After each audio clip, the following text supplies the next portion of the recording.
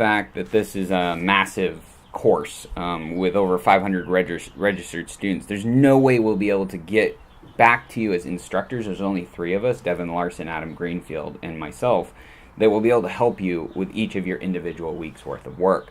But we know that you need that feedback in order to get better as learners, that personalized feedback, that kind of drive. Unlike a math course, all of your products have to be original.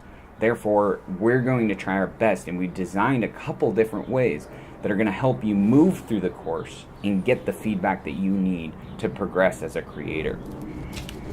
The first thing that we're doing, and so far as I know this hasn't been done before, is we're actually going to be grouping you up with other peers within the course.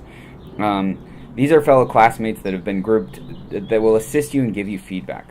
Please use these groups and contribute, and always remember, this is something my mother always used to tell me, give back twice as much as you take. This is a really big thing. I think we're in the newer generation of internet users. We've forgotten that these courses, these things, all of these products that we see as highly consumable, like we're really painstakingly hard to create. So just remember, when somebody gives you something, if we all make a conscious effort to give back twice as much, we're going to be in a good spot. This is going to be a thriving thing that can continue to happen.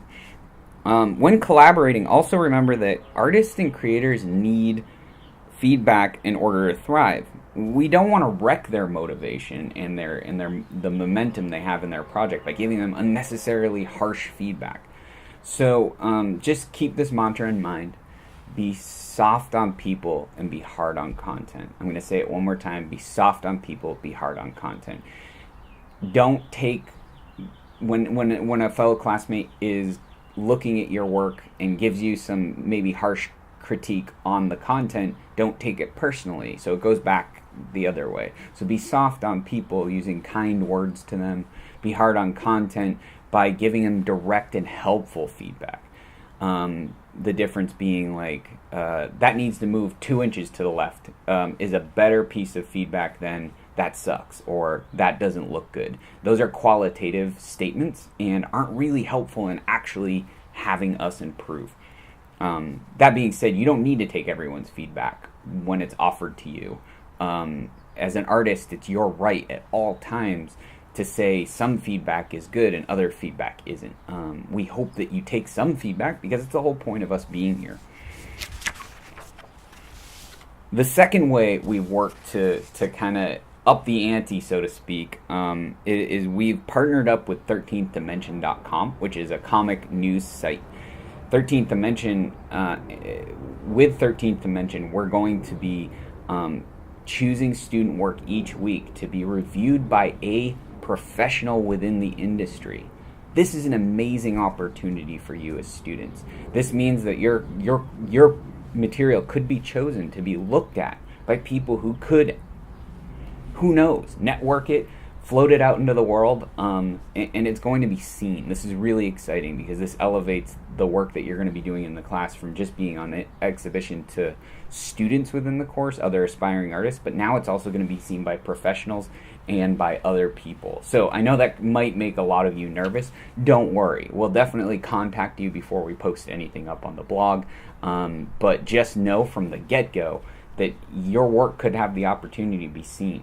During the last week of the course, you're going to be creating final video presentations of your comic book outline, project outline, and these videos could very well be chosen to be featured as exemplary work on the 13th Dimension blog, and an artist will be looking at those and analyzing what makes them good. So we're really excited about that, and we hope you are too. If you're having any problems within the course, please check the help and support thread within the Google Plus community. Your question may have already been answered. We also have a frequently asked questions section on the site, which should be flashing on your screen right now. Use those. Check those before you ask.